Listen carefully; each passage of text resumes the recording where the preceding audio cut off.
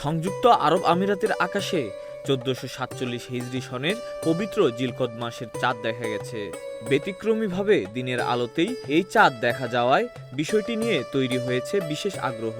শনিবার স্থানীয় সময় সকাল 10টার দিকে জিলকদ মাসের চাঁদের ছবি ধারণ করা হয়। পর্যবেক্ষণ অনুযায়ী সে সময় চাঁদ সূর্য থেকে প্রায় 11.7 ডিগ্রি দূরে অবস্থান করছিল এবং এর বয়স ছিল প্রায় 16.5 ঘন্টা।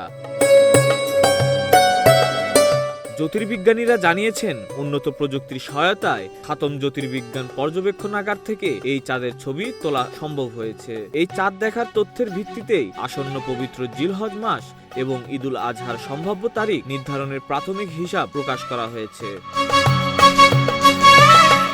জ্যোতির্বৈজ্ঞানিক হিসাব অনুযায়ী আগামী 26 মে পবিত্র আরাফাত দিন পালিত হতে পারে, আর এর পর দিন অর্থাৎ 27 মে সংযুক্ত আরব আমিরাতে পবিত্র ঈদুল আজহা উদযাপিত হওয়ার সম্ভাবনা রয়েছে।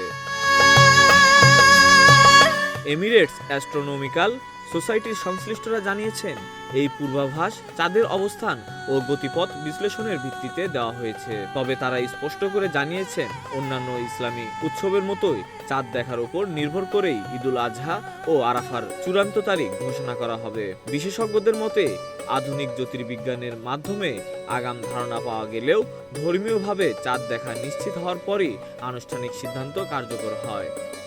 Desk report, news flash 71।